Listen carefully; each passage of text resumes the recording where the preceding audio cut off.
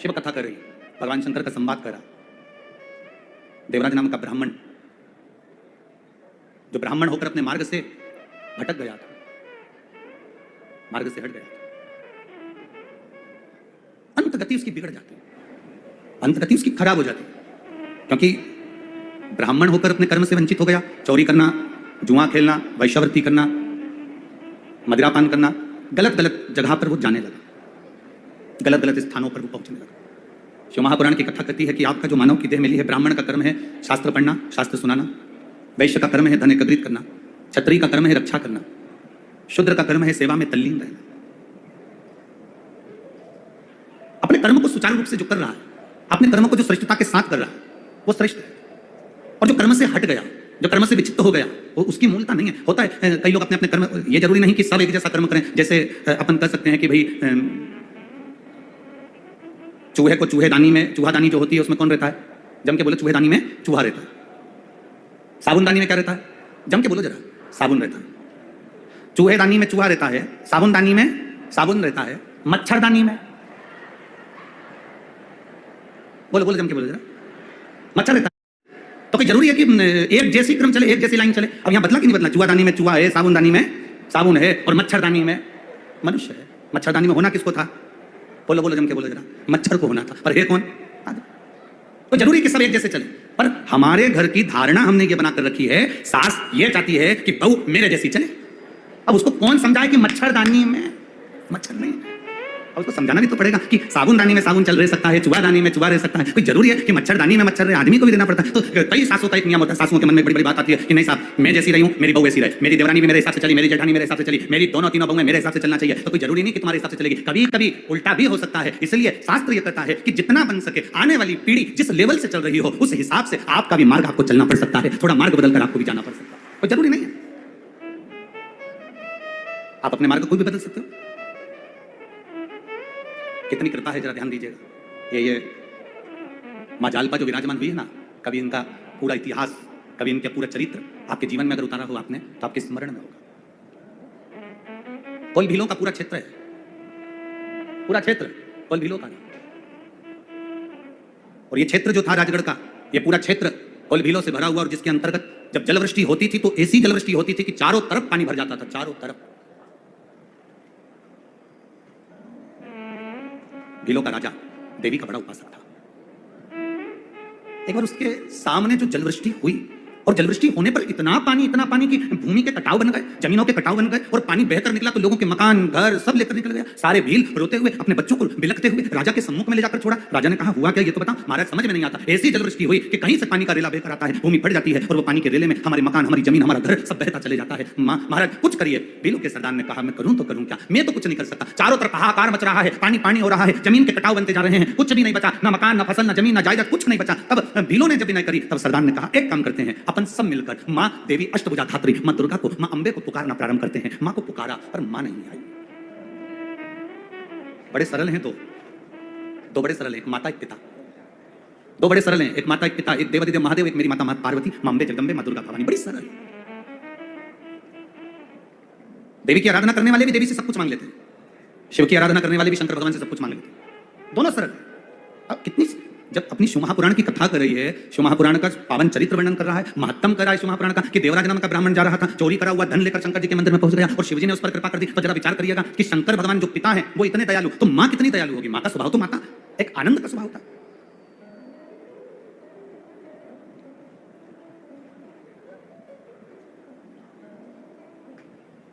हमने पहले भी एक बार कथा में कहा है कि मां मां होती है, माता के समान कोई दूसरा नहीं हो सकता, जिंदगी में नहीं हो सकता। Okay? सब कुछ मिल सकता है, पर मां मिलना कठिन। मां का वात्सल्य, मां की करुणा, मां की दया, मां की कृपा, यह एक आनंद है। पिता की दया, पिता की करुणा, पिता का वात्सल्य एक आनंद। सब मिल सकता है। माता पिता की जो करुणा है, माता पिता की जो दया है, माता पिता की जो कृपा है, वो नहीं मिल सकती। सब मिल जाएगा, पर ये दो नहीं। मेरे शंकर, मेरे ओघड़दानी, मेरे त्रिकालदर्शी, मेरे कैलाशी, मेरे अविनाशी, मेरे शिव स्वयं पिता है। स्वयं पिता। भगवान विष्णु भी कहते हैं ब्रह्मा जी से, पिता है मेरे शंकर, शिव मेरे पिता हैं। कौन मिले? कहा देवराज ने शिव जी की आराधना करी तो भगवान शंकर ने देवराज को साथ लिया। चोरी करने वाला ब्राह्मण, गलत काम करने वाला ब्राह्मण, गलत काम कर रहा था, मदिरा में डूबा हुआ है, व्यसन में डूबा हुआ है, गलत काम में डूबा, उसके बाद भगवान उसको साध रहा है, उसके बाद भगवान उसको निभा रहा है, उसके बाद भगवान उसको संभाल कर चल रहा है। अब जैसे देवराज के साथ हुआ वैसे की वैसी भीलों के सरदार ने कहा चलो माता का स्मरण करते हैं। माता रानी को मनाने के लिए, मां जगतजननी को मनाने के लिए भीलों के सरदार ने माता के लिए खूब दिन रात आराधना करी। कहते हैं कि भील कहां माता की आराधना करता, पर मां की आराधना में भील लग गया और भीलों का सरदार जब माता की आराधना में लगा, खूब आराधना करी, मां प्रसन्न नहीं हुई, मां प्रकट नहीं हुई। कब तक ना प्रसन्न होगी मां, कब तक प्रसन्न नहीं हुई? कहते माता रानी को मनाने के लिए, मां जगतजननी को मनाने के लिए भीलों के सरदार ने माता के लिए खूब दिन रात आराधना करी। कहते हैं कि भील कहां माता की आराधना करता, पर मां की आराधना में भील लग गया और भीलों का सरदार जब माता की आराधना में लगा, खूब आराधना करी, मां प्रसन्न नहीं हुई, मां प्रकट नहीं हुई। कब तक ना प्रसन्न होगी मां, कब तक प्रसन्न नहीं हुई?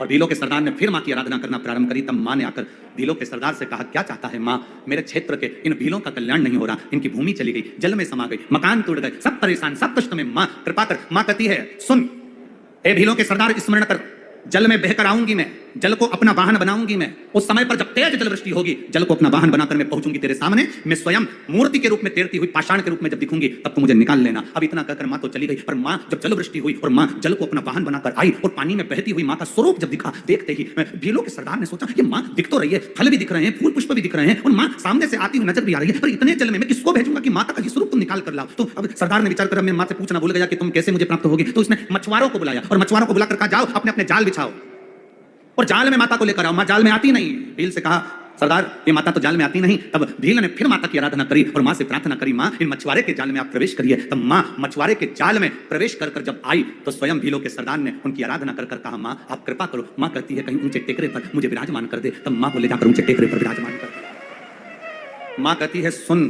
सरदार, आज के बाद तेरा क्षेत्र कभी दुखी नहीं होगा क्योंकि यहां मैं बैठी हूं।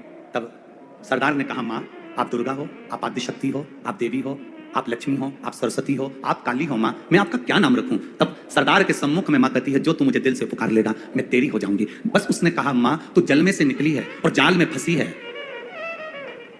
जल में से निकलकर जाल में फंसी इसलिए तेरा नाम जालपा होगा मां। बस इतनी कृपा तू कर, इतनी दया कर। और मां जाल में फंसकर जल में से निकलकर जालपा बनकर राजगढ़ की इस पावन धरा पर विराजमान हो गई। मां विराजमान कह दिया मां ने सुन सरदार, जब कोई विघ्न में उलझेगा, जब कोई कष्ट में उलझेगा, तब इस भूमि पर जब पांव रखेगा तो उसकी सारी उलझने मां कहती अपने आप कट जाएगी। वो जालपा भवानी, वो जालपा मां। उलझ गया कोई जाए मां के शरणों। माता और पिता दोनों करुणा करने वाले हैं। भगवान देवादिदेव महादेव के एक मंदिर में देवराज नाम का ब्राह्मण प्रवेश कर गया, अंदर प्रवेश कर बैठ गया और प्रवेश कर बैठ तो गया पर इसका मन शिव महापुराण में नहीं लगा, इसका मन कथा में नहीं लगा। कई लोग ऐसे होते हैं, हमने पहले भी कहा कथा में 3 तरह के लोग कथा में पहुंचते हैं। पहले नंबर का होता है सोता, पहले नंबर का है सोता। इसका काम है जैसे ही कथा में जाकर बैठता है इसकी आंखें अपने आप धीरे धीरे धीरे धीरे बंद होने लगती है, अपने आप बंद होने लगती है। ये कथा में सोने पहुंचता है। पहले नंबर का बोलो जम के बोलो जरा, सोता।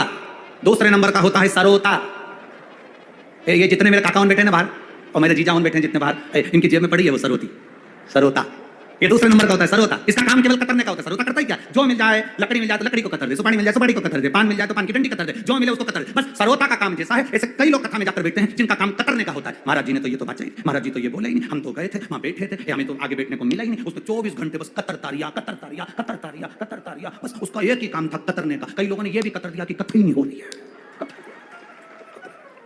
अब इनका करो क्या सरोता उनका। इसलिए सरोता को जेब में धरते हैं लोग कि ज्यादा मत कतर दे रे, ज्यादा नहीं कतरना, सरोता। और तीसरे नंबर का होता है श्रोता, जो इसको कहते हैं शिव महापुराण की कथा, इसको कहते हैं शंकर की कथा। आओ अपने आनंद के साथ भगवान का भजन करते हुए, भक्ति को धारण करते हुए, स्मरण करते हुए, और जो अपने घर से एक आनंद के साथ, एक आनंद की लहर के साथ में शिव महापुराण की कथा सुनने पहुंचता है, भगवान उसके घर में आनंद बरसा देता है। ये शिव तत्व है। एक पत्र आया देखिए, मैं रितु महेंद्र शर्मा, पचोर, जिला राजगढ़ की रहने वाली हूँ। कहीं बैठी हैं? रितु महेंद्र शर्मा, जिला राजगढ़, पचोर से हैं। कहीं बैठी हो तो हाथ हिला सकती थी। कहीं क्या हाथ हिला तो ऐसा एक बार कैमरे वाले को कहीं क्या? हाँ ठीक है, एक हाथ हिला दीजिए। बच्चे को साथ लेकर आई है क्या? देखिए अगर। मैं रितु महेंद्र शर्मा, पचोर, जिला राजगढ़ की रहने वाली हूँ गुरुदेव। मेरी शादी देवास में 2015 जनवरी के महीने में हुई थी गुरुदेव। अभी कौन सा साल चल रहा है? 23। ठीक है, कितना साल हो गया? जोड़ के रखिए। 2015 में जनवरी के महीने में मेरी शादी हुई थी गुरुदेव, और मेरी कोई संतान नहीं थी गुरुदेव। डॉक्टर का इलाज चला 8 साल तक, संतान का सुख नहीं मिला। 8 साल के बाद सबने कह दिया था कि मेरे को औलाद नहीं होगी, और लोग मुझे अपशब्द कहते थे, भांज जैसे शब्द कह देते थे। गुरुदेव, संतान का सुख नहीं, करें तो करें क्या? गुरुदेव, समय जाता रहा, 8 साल निकले, 10 साल निकले, 12 साल निकले, 15 साल निकले, ऐसे समय जाते जाते गुरुदेव धीरे धीरे करते करते 20-22 साल निकल गए गुरुदेव, पर संतान का सुख नहीं। तब किसी ने कहा टीवी पर कथा आती है शिव महापुराण की, गुरु जी कहता है सीहोर वाला, सारी समस्या का हल एक लोटा जल, शंकर जी पे चढ़ाओ, सफेद आंकड़े की जड़ का प्रयोग करो। गुरुदेव, मेरी सासू जी ने मुझसे संतान प्राप्ति के लिए पशुपति व्रत करवाया, हम लोग सीहोर भी गए, प्रणाम करा, बाबा का कंकर शंकर लाए, रुद्राक्ष लाए, और बाबा को कहकर आए, बाबा लगभग 26 से 27 साल हो गए पर औलाद नहीं, बाबा कुछ तो कृपा करो। बाबा की ऐसी करुणा हुई गुरुदेव, हम क्या वर्णन करें। 4 अप्रैल 2023 को 27 वर्ष के बाद बाबा की कृपा से कन्या रत्न की प्राप्ति हुई है। ये शिव, ये संकल्प, शिव की एक आराधना, शिव की कृपा, शिव का एक विश्वास, शिव का एक भरोसा, शंकर की दृढ़ता, इसी को कहते हैं। आप आए जरूर कथा में, हम कहें जितने आसपास के क्षेत्रवासी हैं, हम उनसे भी कहेंगे आपके नजदीक में अगर शिव महापुराण की कथा श्रावण महीने में मिल रही है, छोड़ना नहीं, मेरा बाबा कितना भंडार भर कर देगा, ये उसके ऊपर आधारित है, ये उसकी करुणा है, छूटेगा। बोल बम का नारा है, इतने धीमे बोलोगे, बोल बम का नारा है। शिव तत्व को प्राप्त करने का एक केंद्र बिंदु है शिव महापुराण की कथा, शंकर की एक उदाहरण। करो भगवान की भक्ति, करो शिव की भक्ति। और जब देवराज तो चोरी कर रहा है, देवराज तो गलत काम कर रहा है, देवराज तो व्यसन में डूबा हुआ है, ब्राह्मण होकर गलत कर्म में लगा हुआ है, गलत कर्म,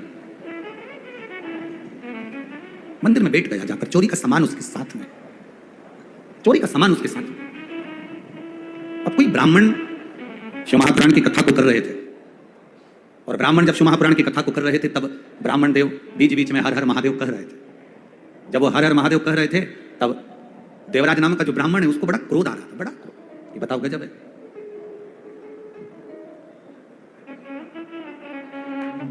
श्री शिवाय नमस्तुभ्यं, श्री शिवाय नमस्तुभ्यं, श्री शिवाय नमस्तुभ्यं, श्री शिवाय नमस्तुभ्यं। शिव कथा कहती है, देवराज नामक का ब्राह्मण बार बार ब्राह्मण देवता जब कथा करते करते मंदिर में आवाज लगा रहे हैं हर हर महादेव, तो देवराज को बड़ा चिढ़ छूट रहा है, बड़ा क्रोध आ रहा है। देवराज को ठीक नहीं लगा, देवराज को अच्छा नहीं लगा। देवराज मंदिर में से उठा, एक बेलपत्री के वृक्ष के नीचे, उसको नहीं मालूम कि ये बेलपत्र की कृपा क्या है, ये बेलपत्र की करुणा क्या है, ये बेलपत्र की दया क्या है। उसके स्मरण में ये नहीं है कि बेलपत्र कृपा क्या करता है। हम पहले भी कथा में कहा, आज फिर कहते हैं, शिवालय तक भी अगर आप नहीं जा सकते, शंकर भगवान के मंदिर तक भी अगर आप नहीं पहुंच सकते, तो प्रयास करना जिंदगी में कि आपके नजदीक में अगर कोई बेलपत्री का वृक्ष है, तो उसके नीचे भी अगर आप एक लोटा जल समर्पित कर रहे हैं, तो जिंदगी में कभी संपदा की कमी तो नहीं आ सकती, है निश्चित है। बेलपत्री के एक पत्ते से, एक पत्ते से लेकर बेलपत्री के नीचे की डंडी के डूंठ तक भी बेलपत्री साधारण नहीं, वो सुख प्रदान करने वाली, वो आनंद देने वाली। एक पत्ते से लेकर भी अगर नीचे डंडी के नीचे के डूंठ तक भी देखें, तो बेलपत्री करुणा करने वाली, दया करने वाली, कृपा करने वाली। शिव कथा कर रही है, शिव महापुराण वर्णन कर रही है। इसको नहीं मालूम कि मैं बेलपत्री के वृक्ष के नीचे बैठा हूं, खड़ा हो गया हूं, या यहां पर हूं, इसको अंदाजा नहीं है।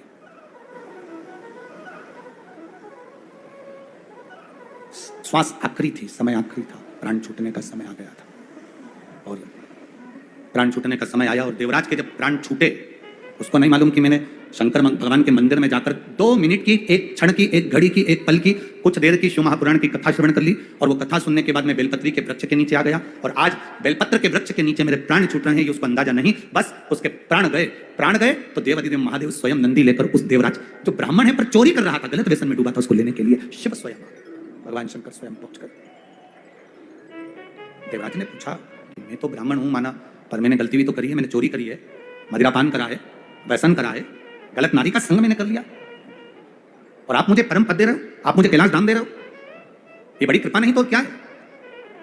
भगवान शंकर कहें, शिव जी ने देवराज से कहा कि तुमने 1 मिनट की, एक क्षण की शिव महापुराण की कथा शिवालय में बैठकर श्रवण करी है, और बेलपत्री के वृक्ष की छांव में तुम्हारे प्राण छूटे हैं, इसलिए तुम्हें कैलाश का धाम मिल गया है, कैलाश का धाम। मेरी माताओं से निवेदन, मेरी जीजियों से निवेदन, मेरे भाइयों से निवेदन है, प्रयास करना, रोड के किनारे बगीचे में, बाग में, गार्डन में, कहीं पर मंदिर में, देवालय में, शिवालय में, शमशान में, आसपास के क्षेत्र में, जहां तुमसे बन जाए, बारिश के मौसम में एक बेलपत्री का पौधा, एक बेलपत्री का वृक्ष अवश्य लगाना, जिससे अपन चले भी जाएं तो बेलपत्री का वृक्ष रहे, उसकी पत्तियां भगवान देवादिदेव महादेव को चढ़ती रहे, और जो बेलपत्री के वृक्ष के नीचे से निकल कर जाए उसका कल्याण अपने आप हो जाए। एक वृक्ष अवश्य लगाएं।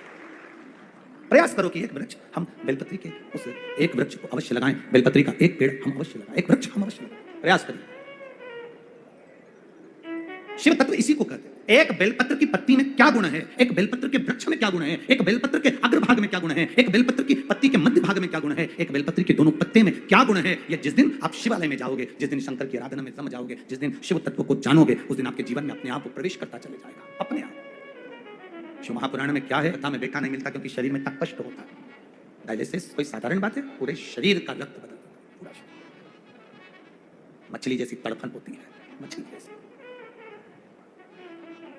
और दोनों पति पत्नी के चेहरे की प्रसन्नता देखिएगा, दोनों के चेहरे की प्रसन्नता देखिएगा कि बाबा ने उनको कितना लुटा कर दे दिया। ये शिव तत्व ही दिया, कितना दिया, ये सहजता में। देवराज को मालूम नहीं था कि मैं यहाँ पर बैठा हूँ, मैं शंकर जी के मंदिर में बैठा हूँ, या मैं शिवालय में बैठा हूँ, बेलपत्री के वृक्ष के नीचे बैठा हूँ। ये देवराज को स्मरण में नहीं था, ये देवराज जी के स्मरण में नहीं था। पर शंकर भगवान जब देवराज जी के लिए नंदी लेकर आए, तब देवराज ने कहा, मेरे लिए नंदी? हाँ, मैंने पुण्य कौन सा करा है? शंकर भगवान कहते हैं, ये तेरा पुण्य नहीं, तेरी माता का पुण्य है। तेरी माता ने एक लोटा जल मुझे बहुत चढ़ाया है, उसका पुण्य पूरे परिवार को प्राप्त हो गया, जिस तेरा कल्याण हो गया। मेरे भोलेनाथ जी को दो चीजें पसंद नहीं। एक, मेरे भोलेनाथ जी को दिखावा पसंद नहीं है, मेरे शंकर भगवान को तुम्हारा दिखावा प्रिय नहीं है। और मेरे भोलेनाथ जी को दूसरा, छल, कपट, बेईमानी मेरे शिव को प्रिय नहीं है, मेरे शंकर को प्रिय नहीं।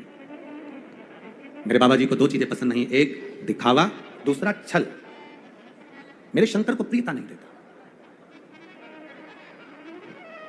शिव जी का एक नाम है भोला, शिव का एक नाम भोला। भोला का मतलब है कि जिसके अंदर छल नहीं है, जिसके अंदर दिखावा नहीं है, जो सहज है, सरल है। कर रहे हैं मेरे देवादिदेव महादेव को रिझाने का सबसे सुंदर तरीका, मेरे शंकर भगवान को पाने का सबसे सुंदर तरीका, बन जाए शिव की आराधना करिए, बन जाए शंकर की आराधना करिए। और आपसे पहले भी कहा, शिव जी के मंदिर में जाकर एक लोटा जल जब हम समर्पित करते हैं और थोड़ा सा जल का आचमन हम करते हैं, तब हमारा चित्त, हमारी वृत्ति और हमारे शरीर के ना जाने कितने रोग, कितने दुख, कितने कष्ट केवल आचमन करने से चले जाते हैं। शंकर भगवान के जल को पीने से चले जाते हैं। कितने दुख, कितने कष्ट, कितने रोग, कितनी बीमारियां अपने आप समाप्त हो जाए। शंभु, शंकर भगवान के शिवलिंग में वो तेज है, शंकर भगवान के ज्योतिर्लिंग में वो तेज है। उसको कहते हैं ज्योतिर्लिंग, मतलब ज्योति का स्वरूप शंकर का उसमें विराजमान है। हमारे नर्मदेश्वर शिवलिंग में, हमारे पारद के शिवलिंग में, हमारे स्फटिक के शिवलिंग में, हमारे घर में विराजमान शंकर के शिवलिंग में, हमारे गांव में, नगर में, शहर में, जहां जहां हम रहते हैं उसके पास में जितने शिवलिंग है, जितने शंकर भगवान के मंदिर, देवालय, शिवालय हैं, उसमें जो शिवलिंग विराजमान है, वो शिवलिंग में अपने आप तेज इतना होता है कि उस पर चढ़ाए गए जल का आचमन कर लेने से हमारा कल्याण अपने आप हो जाता है। केवल आचमन, केवल आचमन।